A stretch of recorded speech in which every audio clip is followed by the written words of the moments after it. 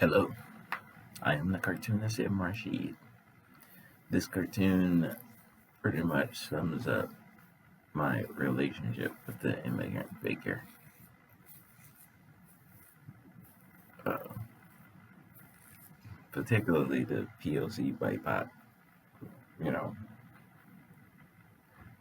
their position basically is they left their terrible home to come enjoy the benefits of the United States of America, looking for a better life, as the immigrant mantra goes.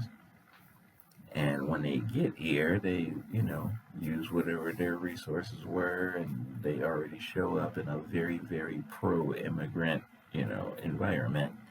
So they have all their networks over here working for them, and they, you know, bring their education and savings and whatever they bring with them, because the United States' laws are about, you gotta bring a contribution when you come. You can't be the shithole countries, as your boy Trump said. So when they show up, they're in a better position than I was, because they didn't come from the wealthless bottom caste of their country.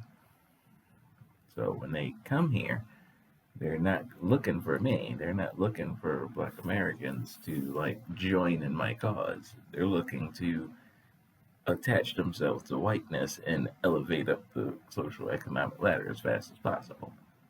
So when they see me advocating for a change that I've been looking for 150 years now, it makes them uncomfortable, because they think that their successes wouldn't be possible if I got my way.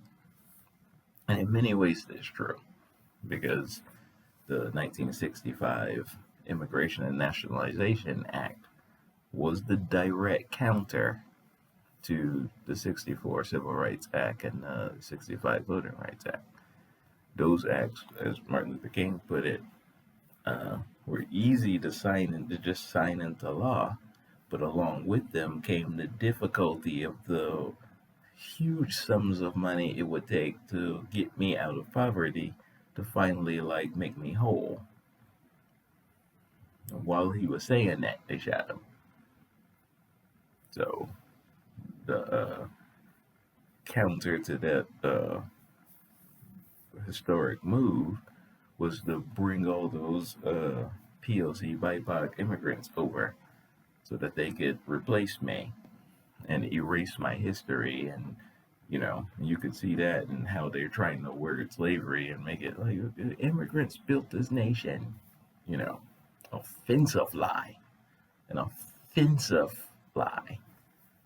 So that's the relationship is contentious, boots on the ground, because the immigrants are contemptuous of the bottom caste figure in general, because a lot of them come from cultures where they absolutely believe in the bottom caste and believe that that's just where you are, and that it offends them of the idea of somebody rising to a different caste. So when they show up, they have no problem just stepping right over me. So the nature of that contention here is that I'm artificially impoverished. I am supposed to be a high caste. I built the great wealth of this nation that everybody else is coming to enjoy. There's no way I should be poor here. I should have received my reparations already. I should be a successful, protected class, and as the elite. I should be. That's what I deserve. I was literally worked to death to clear the great forests of North America centuries ago. I'm made this possible.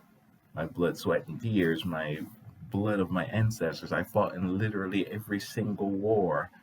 You know, I am the American. All the rest of you are immigrants and immigrant children who left your homes to come here on purpose. I did not. This entire country, everything about it was built on my back. So it's,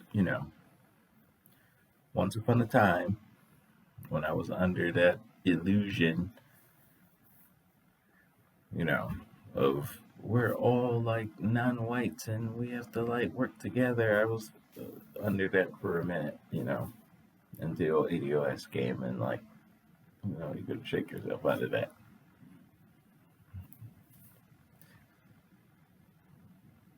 I'm saying I was a fly who dreamed he was a human, and now he's awake.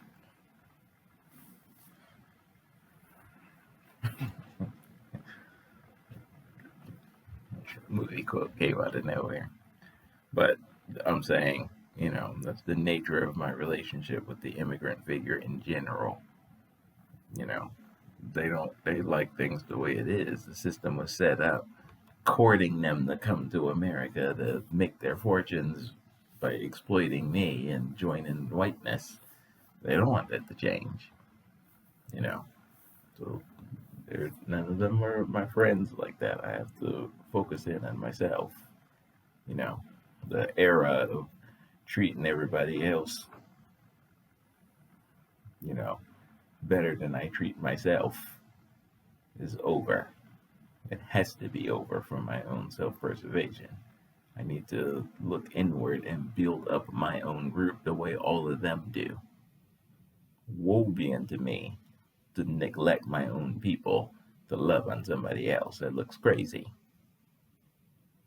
That's why I personally, I'm like, I'm not gonna do any, boycotting interracial relationships or nothing like that. But people need to be wiser in their choices because we have a lot of work to do. The dominant political identity, he can break off and do those kind of relationships and, marry a famous legendary, like high ranked tennis star or something. He can do that all day because he's already has 90% of the national household. Well, the bulk of his system protects his thing. So they can do those one off and, marry outside of their race and stuff, You cannot. You need to be linked inward until we build ourselves up. And then you can do whatever you want, like the same way he does in the one-offs and stuff. But for the most part, you need to be gates up. You have to be. Because we're nowhere near where we need to be. We're down here. There'll be a couple of rungs up now because we have ADOS, to show us to guide us in that. But the movement work has to be done. We need to be in it and seriously, like full force, until we get what we need and we're all whole. Peace.